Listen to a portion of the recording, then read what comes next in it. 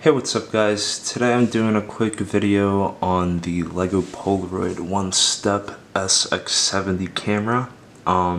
This is a completely different video, category for this channel, but I wanted to make a video about this set, and I think I'll do a few more in the coming months, and yeah, this is the first one. So this was, I think, 80 bucks, but I got it on sale for 65 at Target. Shout out to Target. 516 pieces. It's from the Lego Ideas line. So yeah. So we'll start with the film pack here, since it's the more simple build. Even though it's simple, I really like the colors that they put on here. Like, these tiles are just really colorful. I absolutely love that this is a print. It should be, you know. This big tile right here, I love that that's a print. Also, you know, it just should be, that should be the standard. And in here we have our two films, with one in the camera that I'll show later. But this is the founder of Polaroid, supposedly. That's what the instruction manual says. And then this is the Lego house in Denmark. I've actually visited this place before. It's pretty cool in person. I'll probably put a picture here in the video. But yeah, no, these pieces are really cool, and like just these backs here, like they look like Polaroid pictures, and then that's just, you know, the copyright for the piece, since it, you know, still has the piece number and stuff.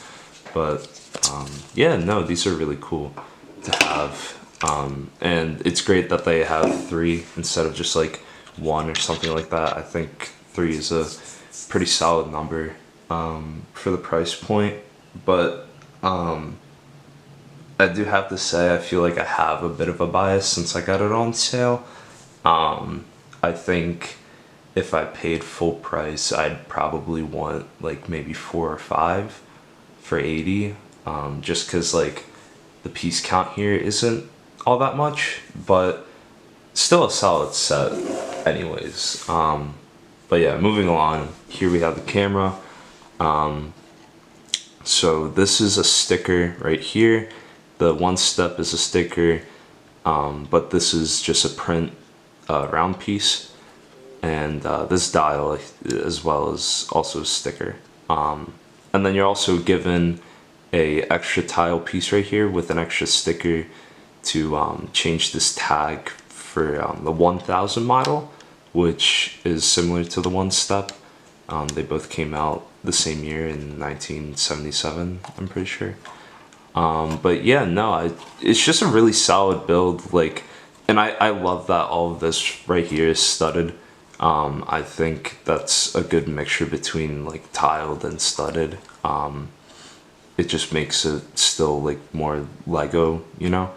But yeah, in there you know, you have your viewfinder, just a simple glass piece at the front. But the coolest feature for sure is that when you press the shutter button, the film can come out of the camera. So I have a piece loaded in there, as I mentioned earlier. Since I have a total of 3, I have 2 in there. So I'm gonna hit this right here. That pops out, and there's our third picture. I'm not sure what the connection is to this, maybe like a designer or something, but the manual did not mention. Yeah, but we'll put that in there for now. And so there's a whole Technic mechanism in here that you build. It's pretty complicated. I wish I could show it, but like taking off these panels would be a whole mess. But to load back in the film, all of this, the front, as a typical Polaroid camera, is on a hinge. And we'll take out one of our pieces again. Let's do the founder this time.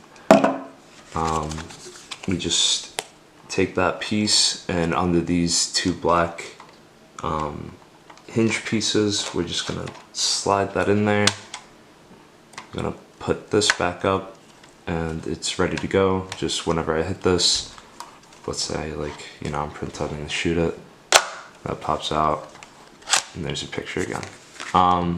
Yeah, no, I think this is a really solid model. It's definitely already one of my favorites. So I decided to bring out my personal Polaroid camera to like make like a size comparison between the real thing and the model. Unfortunately, I don't have the like actual like OneStep original model, but I do have the OneStep 2, which like is pretty much the closest thing to it that you can buy like at a reasonable price right now. But lengthwise, it's interesting. So lengthwise, like front to back, they're pretty much the same.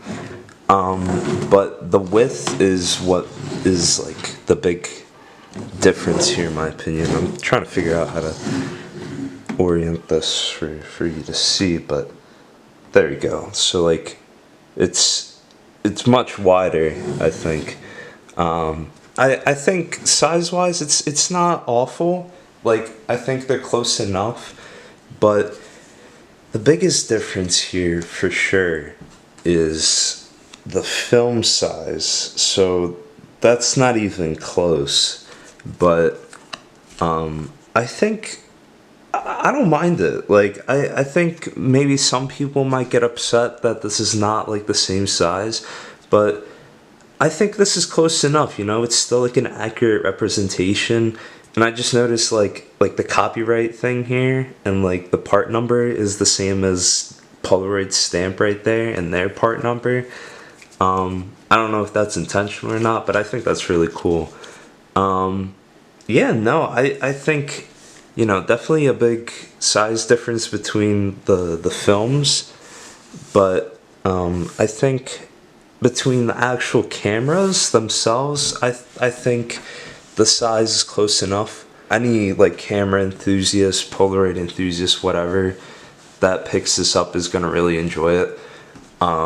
You know, especially with like the functionality of like pressing the button and actually having it shoot out, I think is really cool that they, you know, built that in and stuff.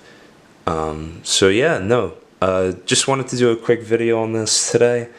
I'll probably have some more videos coming out like this soon, later in June.